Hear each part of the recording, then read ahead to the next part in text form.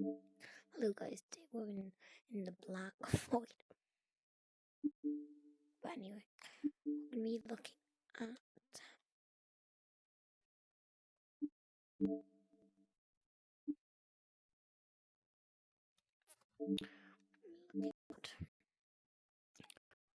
some more end stuff in a black void. I don't want to be in a black void now. Can't be bothered to be in a black void. Ninja Tails isn't what echo. What? I join up a private code. Penguin Paradise need to make sure I'm last time.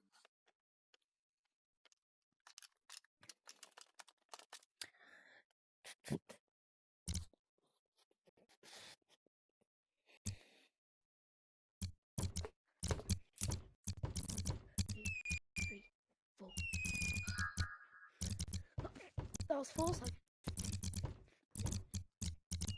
Flight test.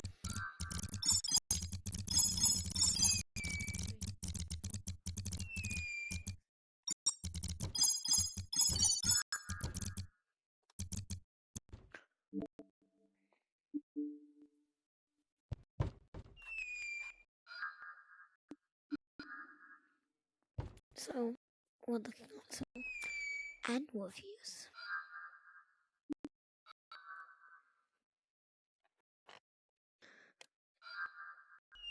Came beyond that, it's so cover. Forgot kid excited. He saw this in retakes his final.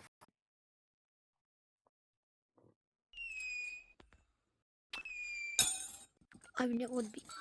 I mean, it would be my plush. Just putting forks on a bunch of plushes to find a way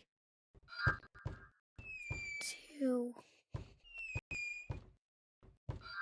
go somewhere which doesn't have this annoying sound.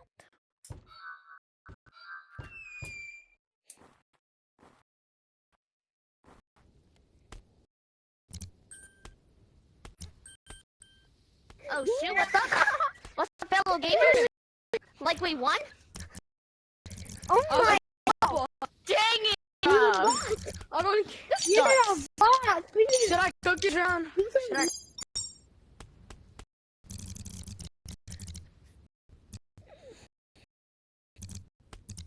Funny thing is, I can easily join back.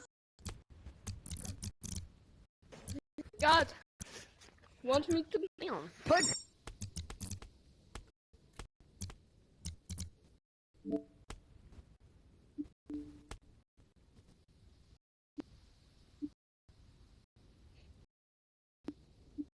Hard to kill my anxiety and depression.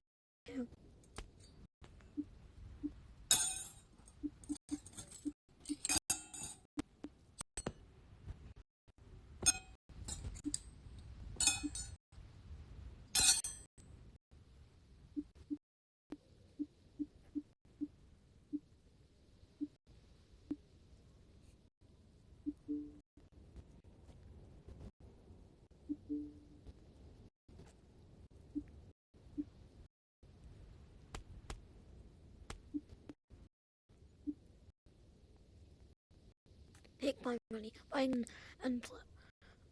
she was life changing. Was a life changing. Be able to $1 a month.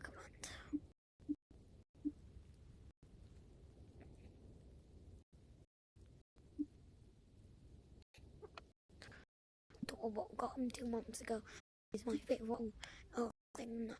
The plushie is well designed and we've seen these ones yesterday. Do have to complain about the shipping? Yeah.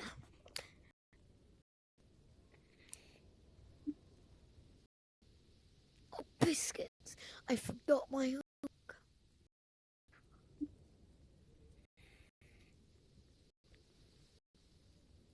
and reporting for duty.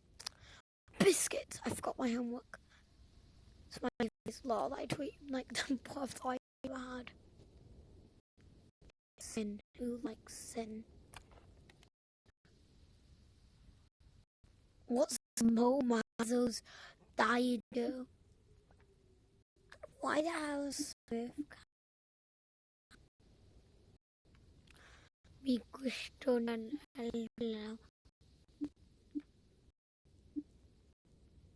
and totally recommend it. So soft, made it even arrive the days ahead of scheduled, was fine.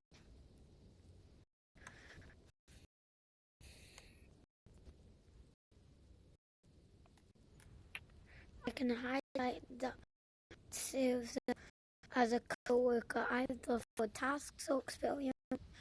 So if you are going to use it for something storage, I recommend it can serve as a support. I do not know. And is reporting for duty. He'll do anything for you.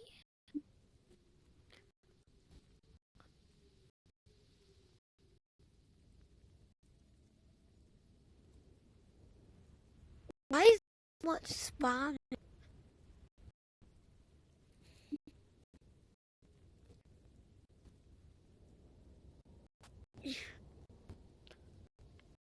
Boys falling down the stairs at 2 FBI.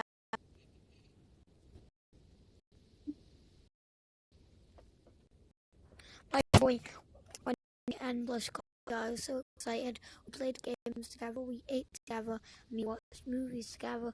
We're doing everything together. We'll take over all, and we have help because I also got the Uzi plush, so we're going strong.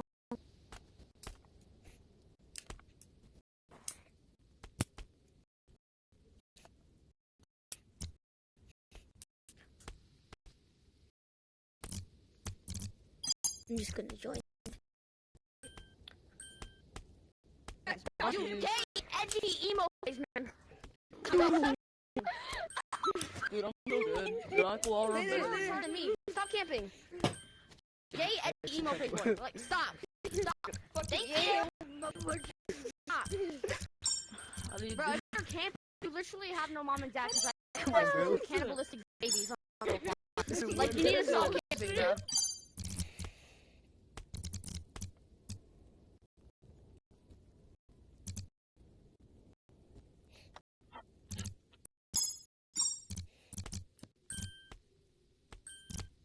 Friggity fraggity, bro.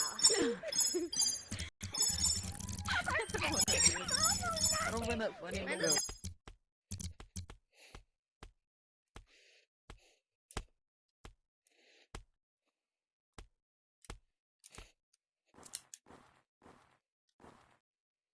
What?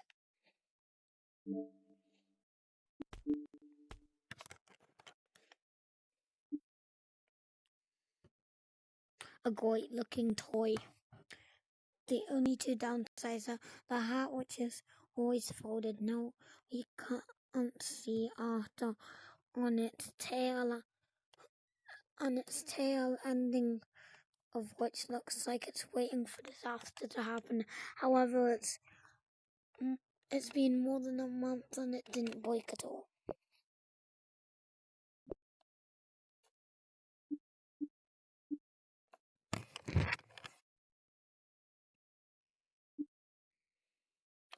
Yeah, I see why it's pretty annoying. Good plushie. While it arrived a bit dirty, it's easy to clean and looks better than 2022 model.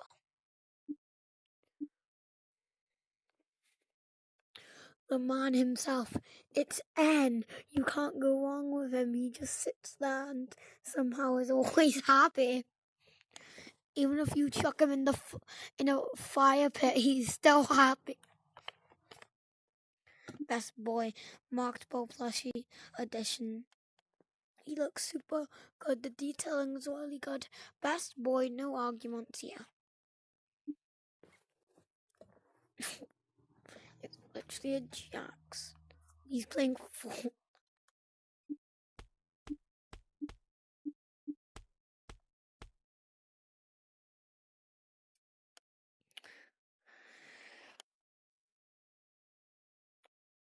Oh God.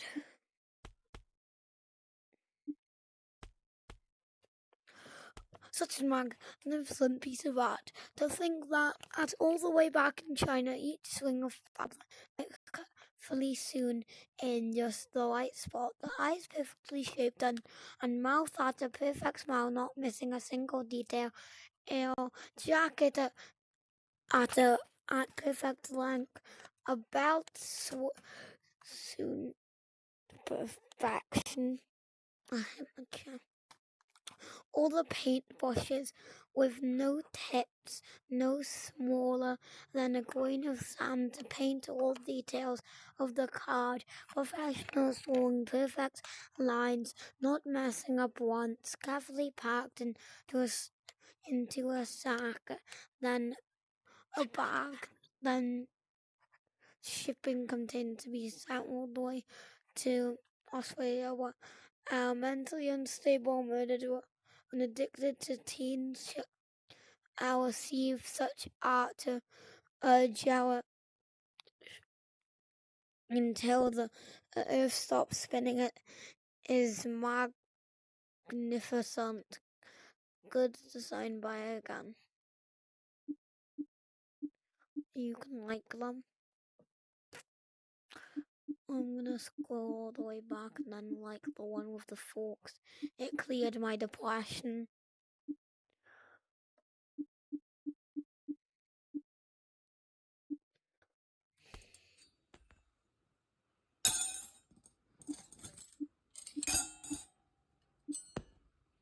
Yes.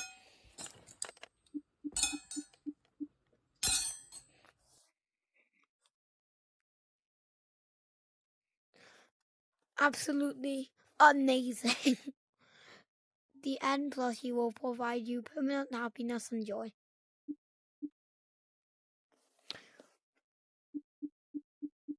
Time to go back to where we was.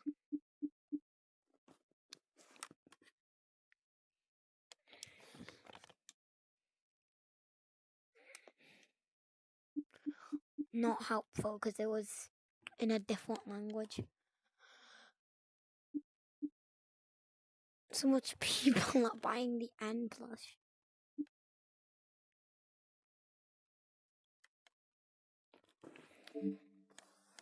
Maybe they weren't lying about the money thing. Maybe it didn't come from the amazing digital circus.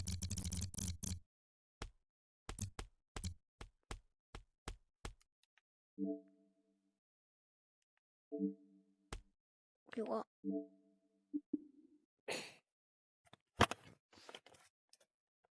The hell is on how?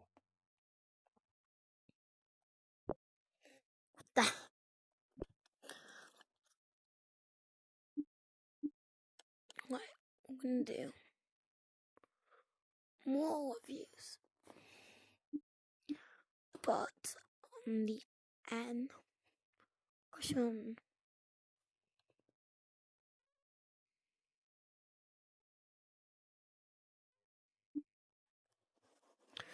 And he's perfect.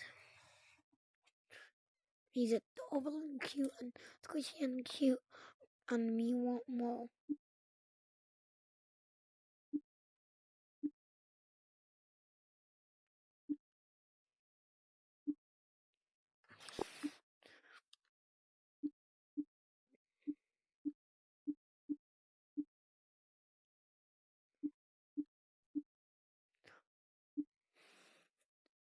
He has every single thing.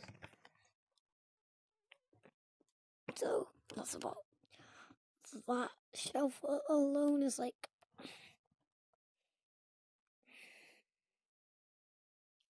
£48. Then we have like another £24, which is like £72 if I'm doing math right. And then we have like another £48, which means £120.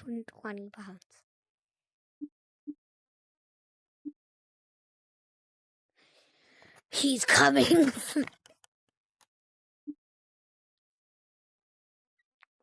Often adorable.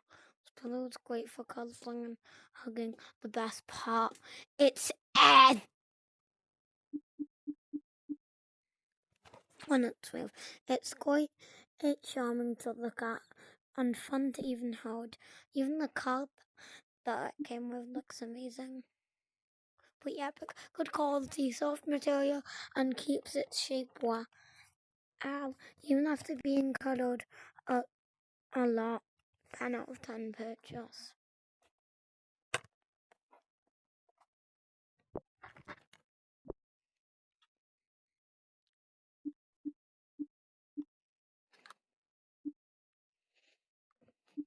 Soft toy. He fits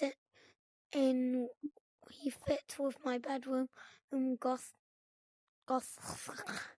He's soft and holds his shape well, even though he's been squished a lot.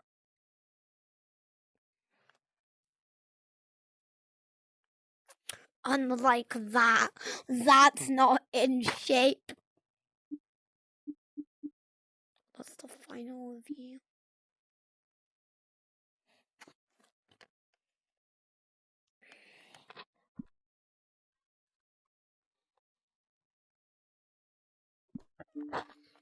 But all of those reviews, just want to do one.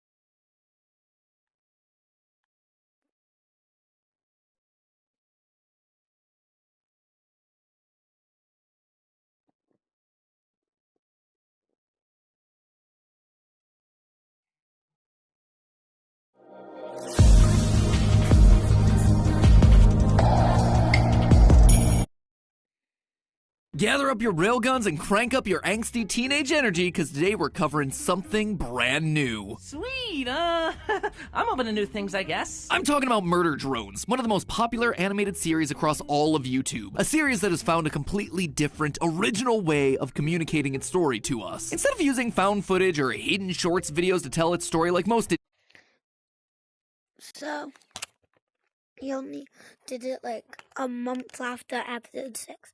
And in YouTube time, that's like 2 years. I mean, it did come out 2 years ago. Can you, like, stop talking? indie projects, Murder Drones is releasing, get this, 20-minute episodes, one at a time, in sequential order. No QR codes, no unlisted videos. Some people who watch YouTube shorts know what I'm talking about. What? No QR codes? No unlisted videos? Madness! Who knew that structuring your animated series like an actual animated series would feel so refreshing these days? Hello, Internet! Why the hell are those short wars? Welcome to Film Theory. No, like that shorts was kind of glitching. The show that locked itself behind 3 layers of doors to hide from the watchful eye of the algorithm drones. And ladies and gentlemen, today we're gonna absolute solve the world that is Murder Drones. Produced by Glitch Entertainment here on YouTube, Murder Drones tells the story of some teenage robots who have to save the universe from a rogue AI program. And for as much as I was just praising the series earlier for its straightforward content delivery strategy, it doesn't mean that the story is a purely linear experience. This show is filled with twists, flashbacks, and fourth wall breaks that keep you on the edge of your seat, guessing about what's gonna happen next. And that's not an exaggeration either. If you look away for 2 seconds, you stand to miss a hidden detail or clue buried in something as simple as flashing source code or a class presentation, which is where I come in today. Since this is a new series that I'd like to talk about moving forward, we are never talking about this. Talking about what? Like I said, since this is a new show that I'd like to talk about again sometime in the future, I want to start by giving you all a simple, straightforward overview of the plot and key details that'll help you fill in the gaps that you might have missed during your first or even your 40th watch through. I'm also going to be doing it not in episode order, but rather timeline order. The order that all the major events actually happened in the universe, since that's the way that makes the most sense, as opposed to the twisty way it's ultimately presented in the show. And hey, if I make a mistake along the way, just remember, I messed up in the same way I'm about to fix it. then by the end of the episode today, we'll actually solve the rest of the first season. That's right, we are 6 episodes in right now. 6 episodes spread across 2 years, so why wait any longer? I suspect that I know the big twist reveals that are going to be planned for the final 2 episodes of the season, and potentially even deeper into the series. And if you don't want to be spoiled, well, I suppose you could always just forget everything that I say. Consider it, repressed. So, let's rewind season, and potentially even deeper in the thousands, as I introduce you to a potentially new series and solve where the Murder Drones universe is headed next. Get hyped, guys! And yet, I still feel nothing. The main story of Murder Drones takes place in the far future, the year 3071 to be exact, based on these balloons that we see in the background of episode 3's prom scene. However, the real start to our story happened quite a number of years earlier. This was a time when humans were expanding beyond the confines of Earth to set up colonies on planets outside of our solar system, mining them for all their resources. One of the biggest players in this world was JC Jensen in space. To help with both mining and domestic life, the company created a series of autonomous AI robots called worker drones, each with their own personality, thoughts, and feelings. Basically, these robots were indistinguishable from a normal living creature. Sadly, though, not everyone agreed, killing them for even perceived minor offenses. Western Villa style? Were you programmed by beasts?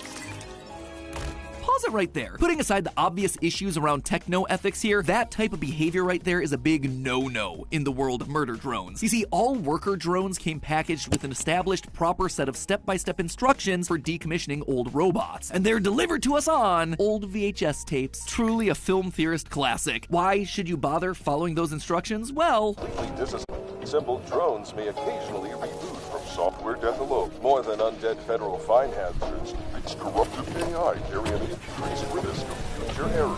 in short, Drones may occasionally reboot from software death alone. More than undead federal fine hazards, its corrupted AI. So it's a 0.7% chance that they can come back to life as evil. There's only a 0.1% chance in short, if improperly disposed of, the so that's a 7 in 100,000% chance that you can get a zombie drone. robots might wake up, literally turning into zombie drones. And not only do they wake up, they're changed in that process. According to the VHS, these drones experience, quote, potentially hazardous mutations to their coding, which we later learned to be known as the Absolute Solver program. And that, my friends, is why you always gotta take time to read the terms of service. We're told that there's only But how does Uzi have the ultimate silver program if Uzi isn't a zombie drone? 0.01% chance that the robots will come back to life, and of that 0.01%, only 0.7% have this dangerous mutation, thereby yielding a 0.007% chance that the improperly disposed of drone will have this absolute solver mutation. But of course, this incredibly rare, will probably never happen thing, in fact, does happen, and it happens in the form of a worker drone named Sin. Sin is a character from the episode 5 flashback. Episode 5 is a thing about, like, in the first episode, Uzi shoots Anne with the railgun. Then he forgets what happened 3 hours ago. So in episode 5, Uzi had to hack into his brain to get his memories back. But Sin, she's a zombie drone, and she's planning on killing it. Every human going to different planets and universes. She potentially killed every single robot apart from got a name.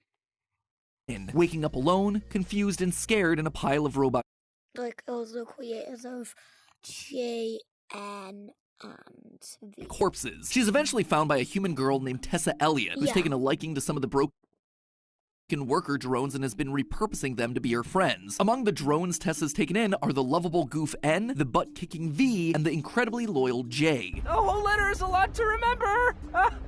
But clearly Sin is different. The Absolute Solver program that activated inside of her changed her. She speaks in a more robotic Microsoft Sam-esque voice, literally stating her emotions as they happen, and it generally seems that she's on the fritz, acting like a puppet on strings. Sheepish, nod, giggle. I am so naughty. However, Tessa has a very different view on the drones than her parents who, it would seem, work as higher-ups at the J.C. Jensen Corporation. Well, that's never directly stated in the show. We can infer it from what's said during this moment when Tessa gets locked up by her folks. Sorry, boss.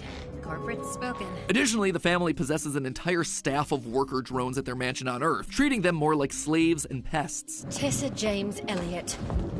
We will not entertain your dumpster pits. Yes, Mother. Sin, infected by the hazardous mutation that is the Absolute Solver program, sees this and does not like it, eventually deciding that it would be much better if these humans just weren't around anymore. And so when the Elliots throw a big dinner party at their mansion, Sin executes her plan, transforming into some eldritch abomination and killing everyone at the party except for Tessa, the only human who decided to treat this robot with respect. And Sin didn't just stop at the party, she killed everyone on the planet by collapsing the core of Earth. We know it mutates and damaged AI. It took Sin as a host, then it took everything. And if you thought killing off a planet's worth of creatures would be enough, think again. Remember, at this point in history, humans have expanded far beyond just one planet, meaning Sin needed to find ways of infiltrating these exoplanets if she truly wanted to wipe humanity from existence. Thankfully for her, humans, ever the curious bunch, did most of the heavy lifting for her. After seeing what happened, she kills a bunch of drones.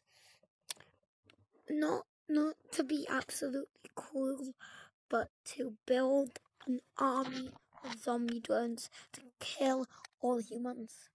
To Earth, the humans brought Sin's programming into their various systems to study it, and that was a big mistake. The Absolute Solver program does the exact same thing again on Copper 9, one of these human-colonized exoplanets, and our main setting for the series. And again, all human life gets extinguished. The newly liberated worker drones now have no more commands that they need to follow. They are free to live their lives as they wish. And yet, this worker bot peace doesn't last for very long. At some point in history, a new breed of drones, the disassembly drones, or murder drones, arrive on the scene with a directive to eliminate all the workers. This forces the everyday bots to live behind a series of 3 protective walls, Attack on Titan style. And though the worker and murder drones are told that this comes straight from the J.C. Jensen Corporation, we learn in episode 6 that that actually isn't the case. Instead, the murder drone massacres that are happening across various planets are being orchestrated by Sin for unknown reasons. Sin disappeared on Earth. Boss ran away. We mutually disengaged. Her last known act was sicking you lot on the human exoplanets. Why? That's what we're trying to figure out, bozo. But that's weird, right? Sin initially retaliated against humans because of their callous mistreatment of the worker drones, but now she's sending murder bots out to massacre the very bots that she initially worked to free? Why? Well, I suspect it's for recruitment. I suspect it's a numbers game. If the odds of the Absolute Solver mutation activating in a dead drone is 7 in 100,000, they're gonna need to pile up a whole lot of dead drones in order to get a couple of Absolute Solvers out of the group. Sin wants to kill more and more worker drones, not because she's cruel, but because she wants to build her army. What's more, the Absolute Solver mutation seems to get handed down between generations of robot families, which yes, is a real thing in this universe. So Sin may just be looking to speed up natural selection of this super trait by weeding out all the worker drones who don't possess it. This would basically be the concept of robotic eugenics. Get ready to clip this next section out for your Matt Pat out of context compilations, my friends, but you can't talk about murder drones without talking about World War II. During World War II, the Nazis firmly believed in eugenics, eliminating quote-unquote undesirable genetic elements from the German population so that the ideal Aryan human could dominate. In order to create a race of genetically pure, physically fit human beings, they used tactics like forced sterilization and selective breeding to ensure the quote-unquote positive genes were the more prevalent and circulated throughout the gene pool. By eliminating all the normal worker drones, it enables the Absolute Solver code to dominate and procreate, for lack of a better term. Beyond that, though, Sin's motives remain unclear. Is it to build up enough of an army to fight against the last strongholds of humanity? Is it because she's lonely and she wants more like her? Is it because Absolute Solver has actually been in control of her this entire time? Currently it's unclear, and we're just gonna need more time to see what happens. Anyway, it's finally time that we cut to the actual events of the show. Yeah, it is here, finally, where we cut back to the story of our characters as depicted in episode 1. Uzi, our main protagonist, is one of the drones unknowingly affected with the Absolute Solver, having inherited it from her mother, Nori. Sadly, Nori was killed by the murder drones soon after Uzi's birth, and now a teenager, Uzi is full of rebellious teen spirit, annoyed that the workers have hidden away from the murder drones rather than fighting them head on. So armed with a homemade railgun, she ventures out of the safety of the doors and meets N, V, and J, Tessa's drone army that she rescued so many years ago. And now, the murder drone squad tasked with slaughtering the workers of Copper 9. Except, there's one problem with this. By the end of the episode, Uzi's Absolute Solver has activated. Just can't wait to murder all humans. Classic robot stuff. I hope they're sitting pretty there on Earth, because we're coming for them. As we're getting this cliffhanger ending, blink and you'll miss an important line of code flashing on Uzi's eye visor. It says Absolute Solver string equals false before quickly switching over to true. Yep, our main protagonist now has herself a penchant for human genocide, which again feels weird since Uzi didn't die here. How could the Absolute Solver program have activated inside of her if she needs to have been a zombie bot for it to have activated? Well, remember the code for these drones functions a lot like DNA, meaning that their programming can be handed down between generations. It seems that Nori, the mother of Uzi, passed it down to her daughter in the same way that human parents pass down hair color or some other disease or trait. And when passed down this way, Absolute Solver doesn't require death to activate. So Uzi teams up with the disassembly drones to solve the mystery of what's actually going on. Looking for clues around Copper 9 eventually leads the gang to a place called Cabin Fever Labs, an old J.C. Jensen facility. This place is filled with a lot of interesting details. For one, the show makes it canon that despite killing all humans on Earth, the doggos are in fact alive, safe, and immortal. See, sometimes a plot hole can be a great thing. Also at this place, we get ourselves a tiny hint about a new character. As Uzi's exploring the Cabin Fever Labs, she picks up some paperwork that talks about decommissioning a particular worker drone named S010011X01. We don't get an official name for the drone, but based on the way that this series turns serial numbers into names, the fans have dubbed this character S. You could argue that this is just a random sheet of paper, but I don't think so. This clue about an S drone happens in the same episode where we learn about the insane things that Uzi's mom used to say before she went full Absolute Solver.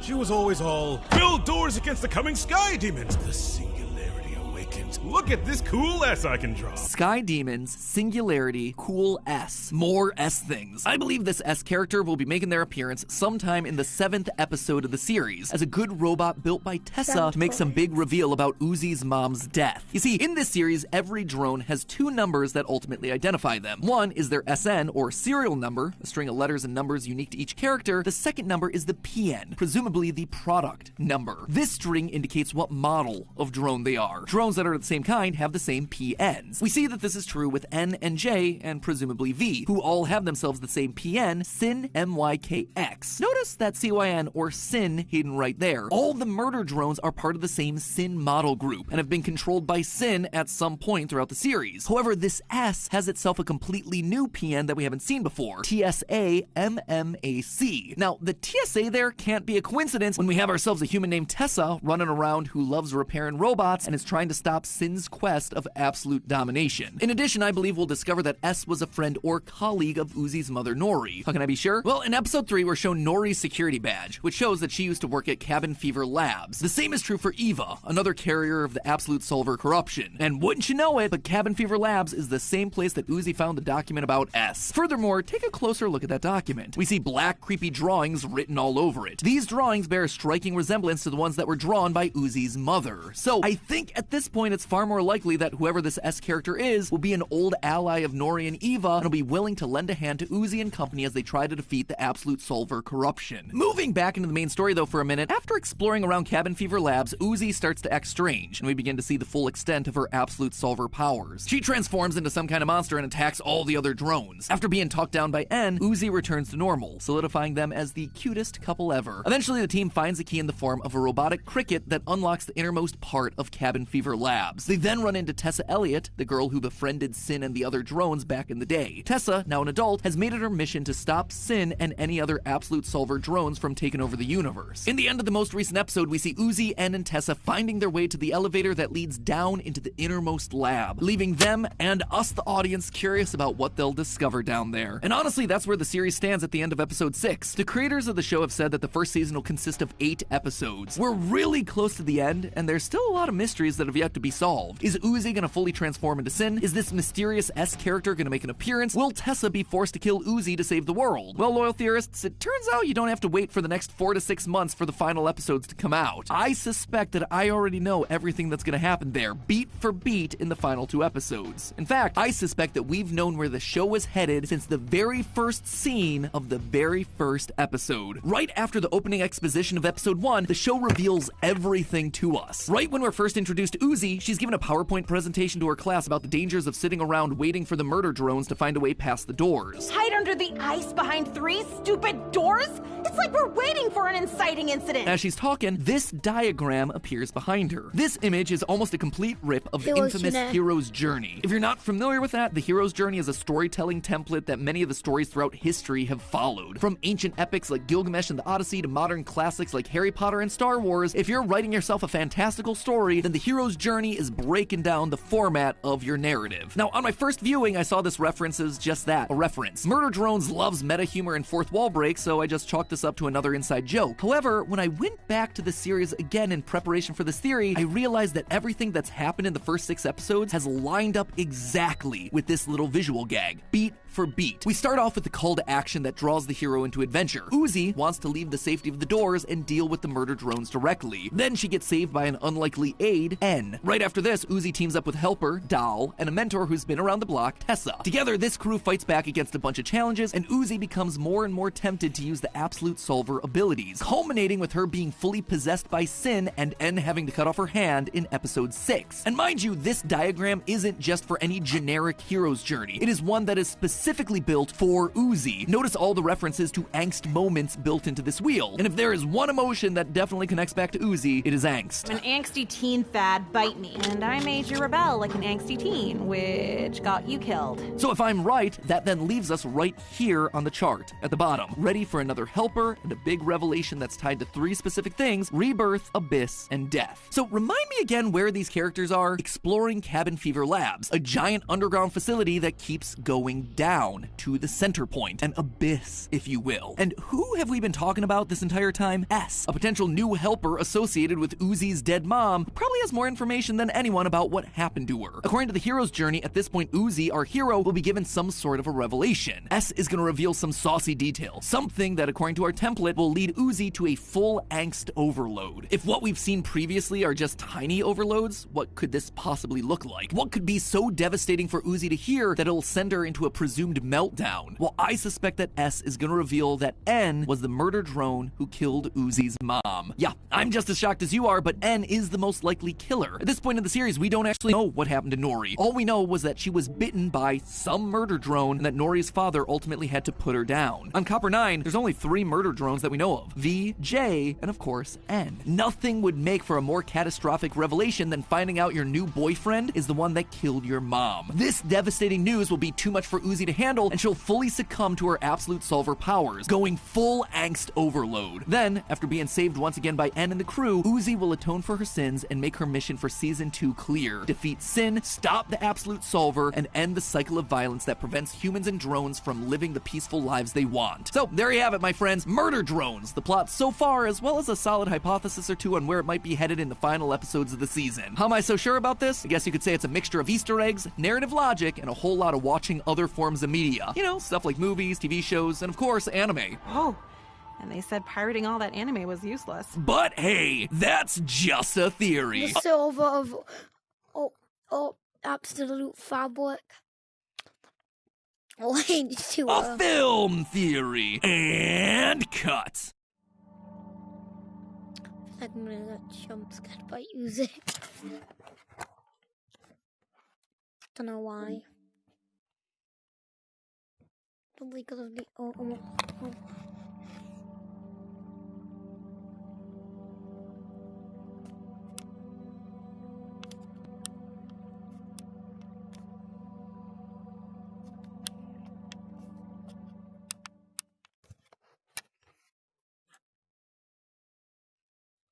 you.